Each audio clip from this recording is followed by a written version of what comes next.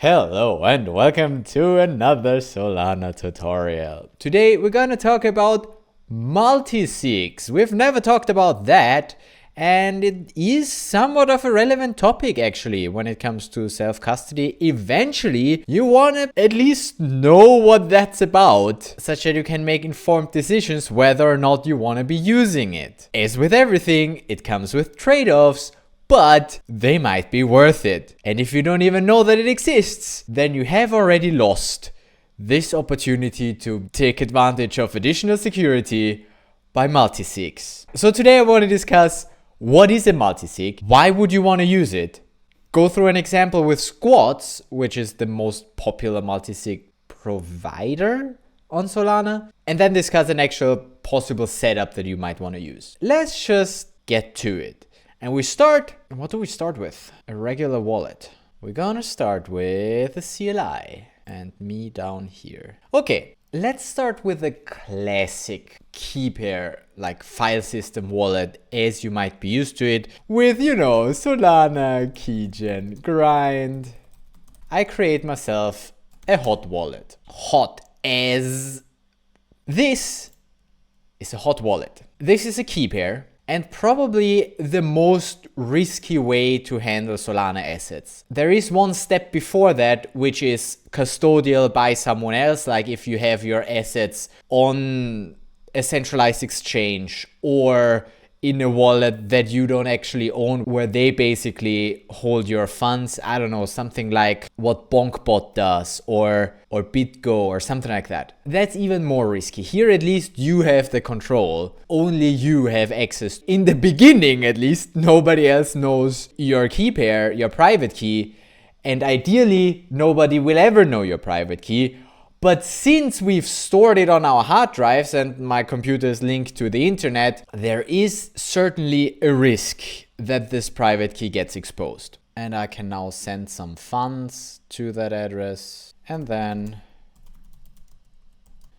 I should see, or maybe if we go to mainnet, that I have some SOL at this address. And I can now also import that to my Phantom or whatever wallet. By copying the contents, I can copy the contents of this file to my clipboard, then go to my Phantom wallet. I can't move Phantom, this is so annoying.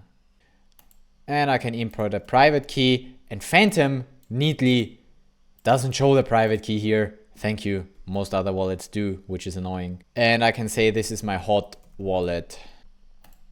Cool. Then I also have it in Phantom, which again decreases security a little bit because now if that plugin gets hacked, my private key is exposed.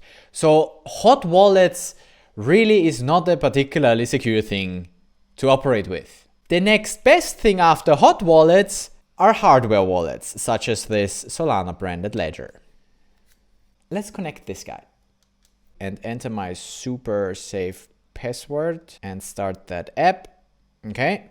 And then I'm gonna import, but I'm gonna import in Solfware just so I have two different wallets. That makes it easier for me to operate. This is a brand new ledger, so I don't have any accounts anywhere, and I'm confident in showing you my addresses because whatever. I'm just gonna use the main account, import that, and then I have here my main ledger, where the private key is now protected by this thing. Well, actually the seed phrase, so the master seed or whatever, is on here. I did back it up manually, so the security of this thing is only as good as my seed phrase backup. And if I leak my seed phrase, then obviously the ledger, the device is pointless.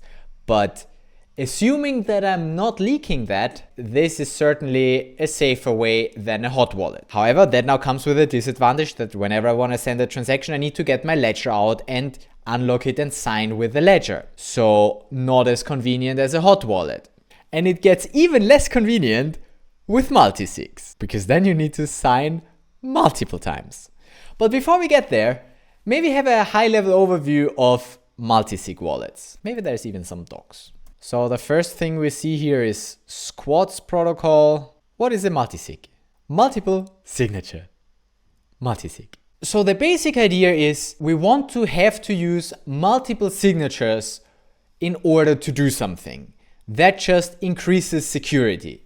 Because if I now not only need to sign with my ledger, but need to sign with my ledger plus my hot wallet, then that's more secure, because an attacker would need to compromise my hot wallet and my ledger in order to be able to access my funds. So that's why multiple signatures are more secure. Also a bigger hassle, but it's always a trade-off between keeping your funds secure so other people can't steal them, and also keeping them safe so you can still access them, right? There's always, because I can make sure that nobody steals my funds by sending them somewhere where they can never be retrieved again. But then I also can't access them anymore. So that's, you can go into the extremes, right? But you want to find a good middle ground where it's still somewhat convenient from a user experience perspective, but also relatively secure. And multisigs can be part of that solution. So what is a multisig? It's a smart contract wallet. What does that mean? It's not operating on the level of a pure Solana wallet anymore. Like our hot wallet here, for instance, this guy is just a regular address on Solana, and it's owned by the system program. So with the system program, we can do the transfers, all good. There's no other program involved. This is top level Solana. Same with my ledger wallet. Also, this guy is a pure Solana wallet. It doesn't even exist yet because I didn't send anything there yet, but that's all right. Just by providing that one signature to the system program, it can, do stuff with that account. Now, in order to require several signatures to do something with the account, we need some additional security on the account first, such that the system program can't just transfer out stuff with one signature of the account. And that's where a separate program comes in that handles all of that. So it's going to work in a way where the account itself cannot sign, but it's probably going to be a PDA in Solana's case. So the account will be owned by the system program, but only another program, in this case Squats, will be able to sign for it. And Squats will only sign for it once several signatures have been provided. That's how smart contracts wallets usually work. You basically put it all in a PDA. A multisig is a non-custodial solution, so that's important. It's not Squats or whatever protocol that holds your assets. You are still in full control of your multisig. It's not a custodial solution. You're not sending your funds to someone else to take care of them. It's still you are the full authority on it. It's just that there is now a program that helps you, where control over assets is not exercised by a single private key, but by multiple private keys. That means that even if one key is compromised, the assets remain secure. There's no more single point of failure. Of course, only if you set it up that way. You can set up a multisig in a way where one signature is enough, or using two private keys from the same seed phrase and the seed phrase got leaked, then it's still that single point of failure essentially. So you need to think about how you're setting it up, but if you're doing it right, you will increase the security of your assets. Every squat, so I think that's how they call the multisig wallet. If I create a wallet on Squats, then it's called a squat, is a multisig at its core, allowing teams to make decisions over assets together in a decentralized manner. So we didn't discuss the real use cases for multisig wallets yet. It already hints that not only is it good for your personal assets to make them more secure, it can also be a way to share access. Like a DAO might want to use a multisig if several parties can sign, and if you reached M out of N signatures, you can do the task, something like that. The simplest example that I can think of here is if you're two people, you can set up a multisig with 2 out of 2, so it requires both of your signatures in order to do something. Let's say me and my partner get paid to this one wallet. We get paid into this squad. And then we create a transaction that splits those funds equally between our private wallets. And it will require both of us to sign, so both of us to agree to it, to actually do it. So nobody can rug the other person, only if we both agree. Otherwise they stay forever in the multisig, and we also don't want that probably. So yeah, that could be a use case. But this is just an example for 2 people. For several people, you can set it up in a different way, depending on your use case. So what really is a squat? It's a programmable multisig wallet. which allows teams to jointly manage their treasury and developer assets. 0.05 Sol one-time platform fee. That's like $10 for a squat. I mean, that's not cheap, but probably worth it to some people. So should we just get started and create ourselves a squat? Okay, when using squats, there are two versions that we can choose. The latest version, V4, or Legacy, which is V3. This one is immutable, whereas this one, I think, still has an update authority. And that brings us to another good point, which is smart contract risk. Of course, when we're using this smart contract now, the Solana program, to take care of our assets are just as secure as that contract is. However, Squats has been audited a bunch. So I would almost put similar security assumptions on that program as I would do on the token program or Solana as a whole. Because obviously there can even be bugs in the Solana validator client, right? Or in that program. But the chances for that are relatively unlikely since that has been audited a lot. But still, it's definitely something that you want to think about before using a multisig wallet. I wouldn't use a new multisig wallet program that just launched or that some unknown devs have developed, because why would I trust that program? The additional security of using multisig, basically using multisig for using multisig, is pointless if the multisig itself is not safe. I mean, the same thing with the ledger. Having a hardware wallet is great, but you need to trust the company building those that they don't do stupid things, intentionally or unintentionally. You know, always be aware of the security assumptions.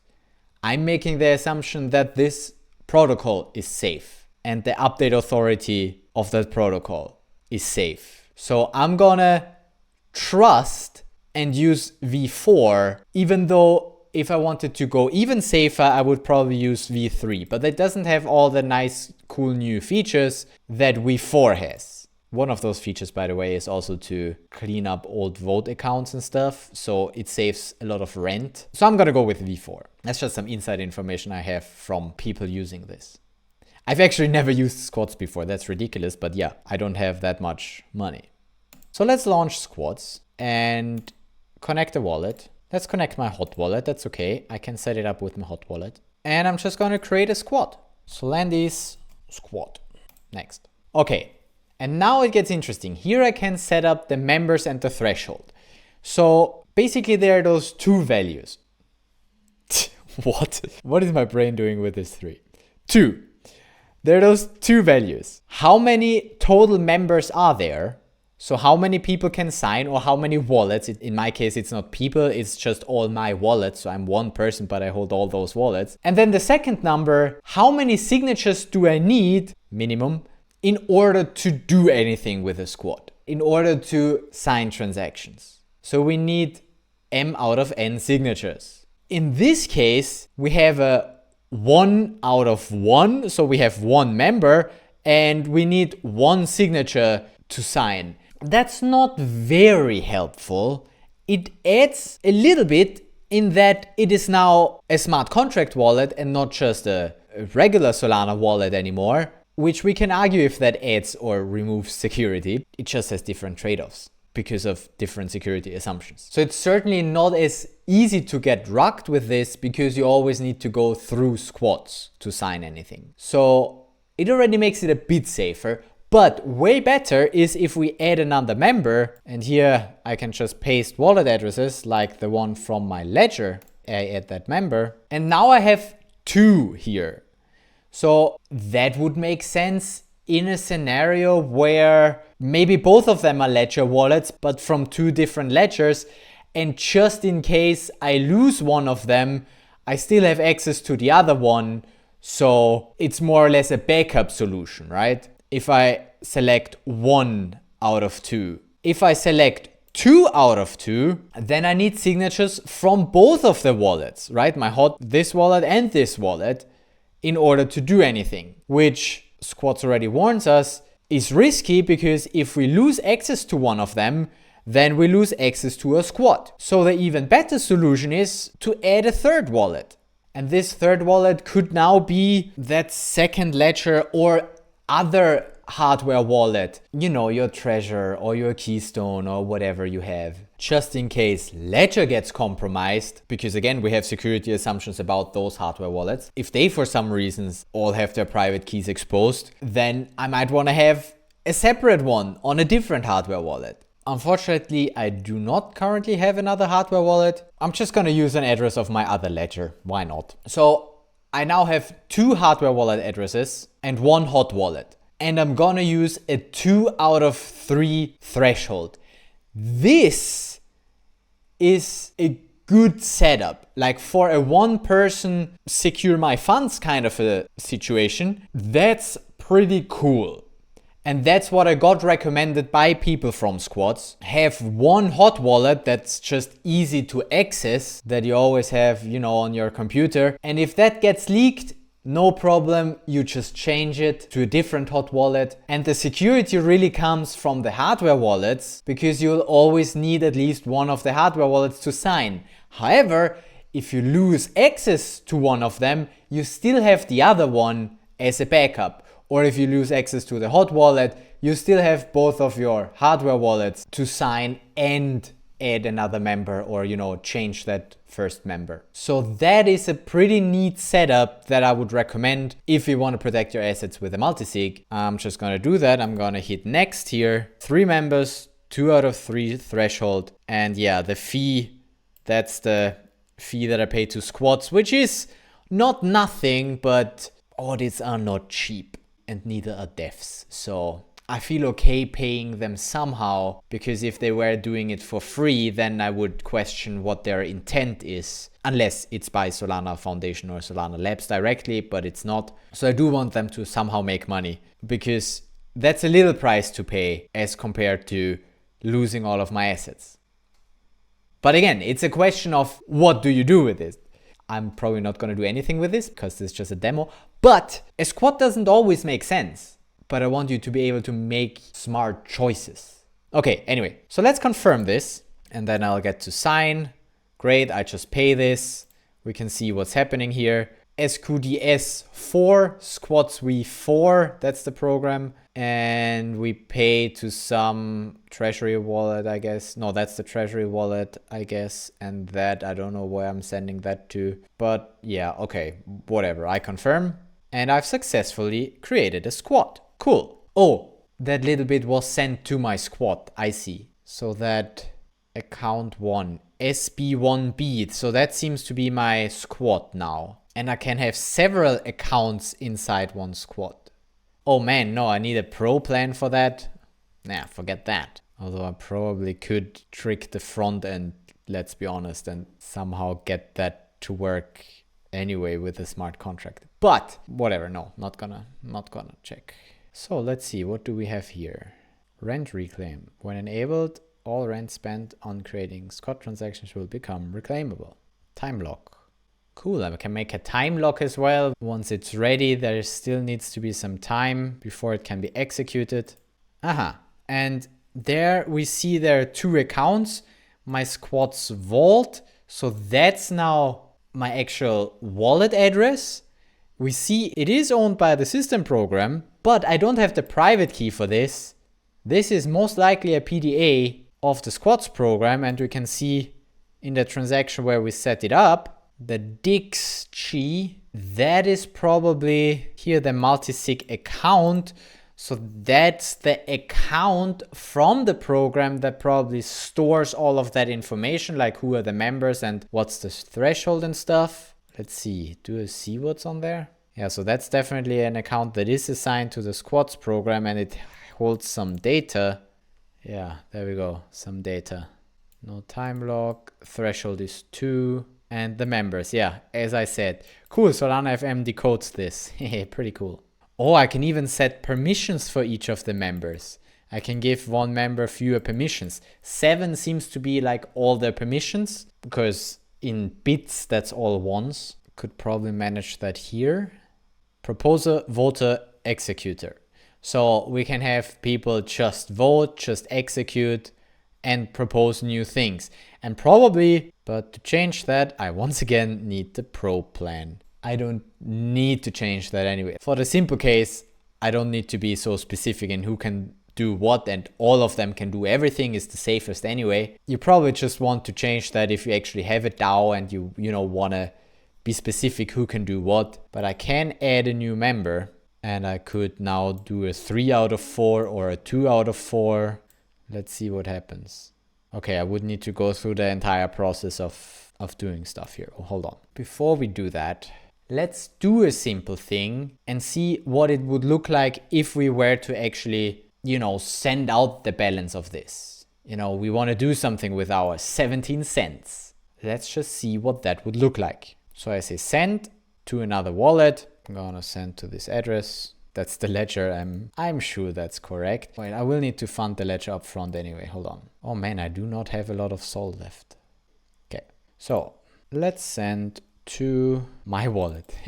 Let's say I want to get it out of squats or, do whatever with it. I'm going to send it to the ledger. It tells me previously I haven't sent there anytime. So like squats, the front end also helps and needs to be more than 0. Why do I have 0 available though? Maybe you never want to go below the 0.01 here, which makes sense. Okay, fine. Then let's see if I can send something to my squat vault. I'm gonna send 0.01.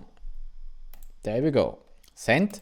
Let's see if it shows up in my squat.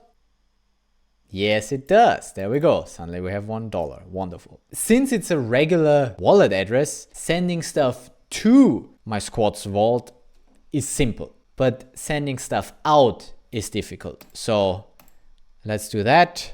Finally, one more time. I want to send it to my ledger and the amount. Now I have 0.1 available. Okay, perfect. I sent the entire 001. Yeah, and I could add more recipients. I could add a note and then I initiate this.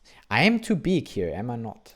I'm gonna go a bit smaller actually. I'm gonna initiate this and I will need to pay actually 0.0059 SOL because what this does, it doesn't yet send it because it can't. It's just one signature so far. So what it will need to do is it will need to create an account. Let's confirm this and initiate this transfer. There we go. So we now have an active transaction. You can see the details. No risks detected. And so far we have 1 out of 2 approved it. So with my hot wallet, I have approved it. But I need to sign it as well with one of my hardware wallets in order to actually send it. And I could simulate it here. Oh, that's actually quite cool. Simulate with Explorer. Oh, nice. I like this. Yeah, so what has just happened here in this transaction that I sent? I've just sent this. I created 2 accounts. This one and this one. I don't know what they're about.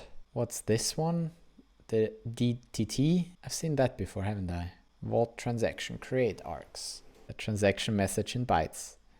So that transaction message is stored and the memo is also stored in that account, but I didn't put a memo. And then I already did a proposal approve. So after creating that proposal create, first a transaction create. I don't know why, who is this? Oh, I did a Jito tip.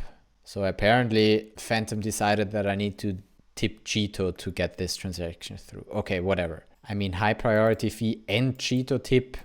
Come on, you're wasting my money. Anyway, so first we do a vault transaction create, then we do a proposal create, and then we vote on that proposal or we approve that proposal.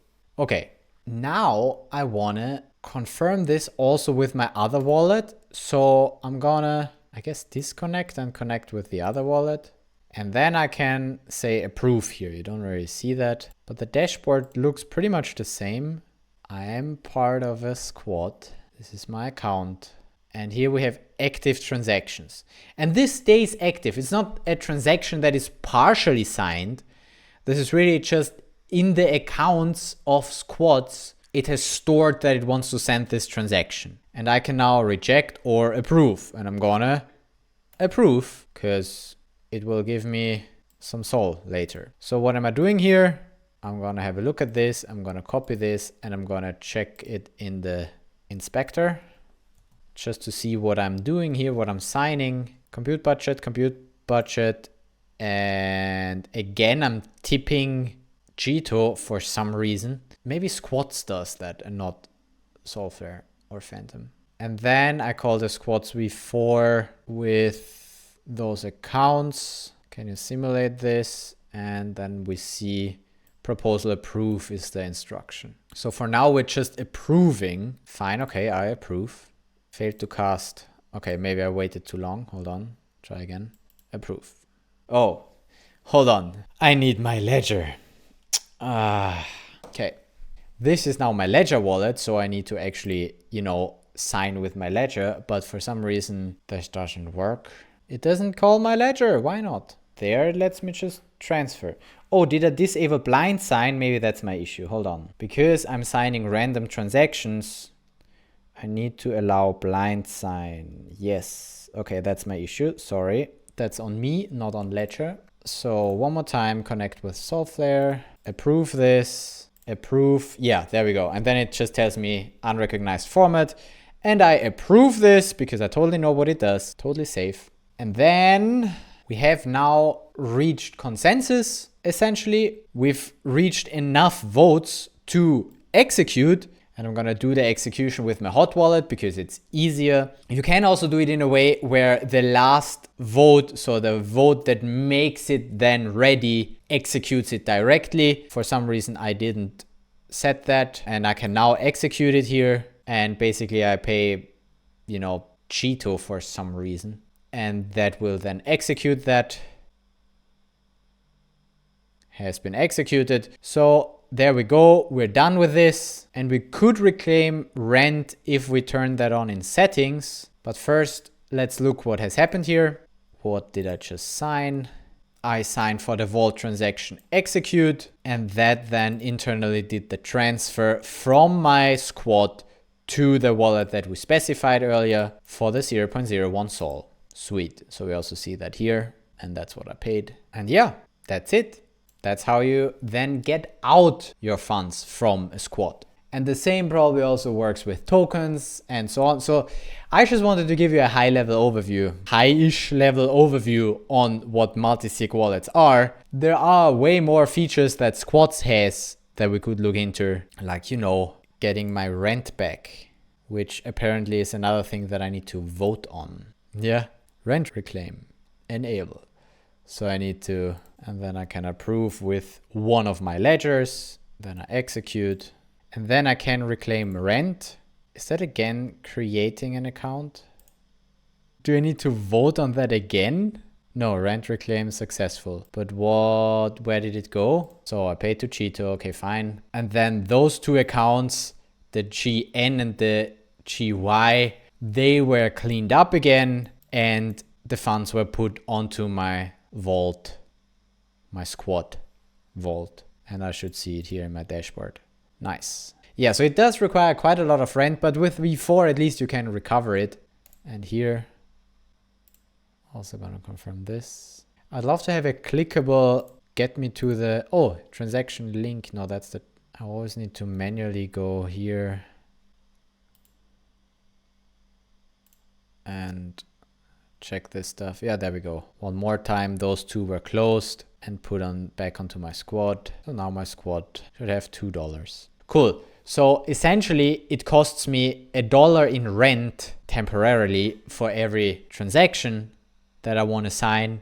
And depending on the complexity of the transaction, it might be more or less. So yeah, it's cool that we can recover that in V4 because otherwise it would be quite expensive using V3. That's pretty much all I wanna say. I hope you got an idea of how multisigs work. And basically, it depends on your use case, as with everything. It also depends on your attitude towards money, essentially. When do you want to use a multisig? When is it enough to just have it in a hot wallet? When would you use a hardware wallet? When do you want a multisig? That's like the levels, right? Custodial wallet, hot wallet, hardware wallet, multisig. And below that, I would put a cold wallet, but a real cold wallet that just exists on a system that is never linked to the internet and just does offline signing. I think I would put that even under multisigs. I mean, depends. Of course, you can put a cold wallet inside your multisig, which then makes it even safer, right? But you know, you can put those things together. But anyway, for me, I only hold very few to no amounts in like custodial wallets. It's just not my style. Hot wallets, I'm comfortable holding, you know, something like below $100, where I'm really like, whatever, if that gets lost, then it gets lost, right? In hot wallets, I try not to hold more than a few $100. If I lose that, okay, you know, bad luck, try again next time. As soon as we get like over $1,000, I'm like, oh, this is not safe in a hot wallet. Better put it on a ledger. And then anything like above 10K, I would put in a multisig. However, I'm also not like too strict about that yet. My MadLad is still just on a hardware wallet, and that has reached over the 10K threshold. But I do want to get used to using multisigs more. That's why I'm also making this video, just so I practice it once, such that I can actually use it in production. Because I mean, for those $2, a multisig doesn't make any sense. It's too much of a hassle. But if you have, you know, 50K, 100K, more than that, you probably want to be on the safe side and actually use a multisig. But it totally depends on you, like where those thresholds are. Maybe you care a lot less about those amounts of money because you have several million, and then for you that threshold might be $1 million that you put it on the multisig. Fair enough. Or maybe you come from somewhere where every single dollar is important to you and everything above 100 is like crazy money. So maybe you want to use a multisig earlier, like above $200 or whatever. You know, the question is always the cost for that additional security. A hardware wallet is also not free. It also costs like, I don't know, $70 or whatever. And so does access to a squad. It's also $20. So below $100 worth of assets, I don't think it makes sense. But above, yeah, do it. You can get a squad and just have several hot wallets. Maybe one with your phone, one with your computer's hot wallet, and one with a paper wallet. You know, you can mix and match. Even just having a 2 out of 3 hot wallets multisig increases your security over just using those hot wallets. And yeah, I just wanted to give you an intro into multisigs and how they work on Solana with squads. And you can now make better decisions for your portfolio management. This video is not sponsored by squads, but I just wanted to make a video about multisigs. And they are the top player, I guess. Cool, I think I'm done here. So as always, I got some videos here for you. Like and subscribe if you haven't already, and I will see you in the next one. Until then, keep your assets safe with a multisig.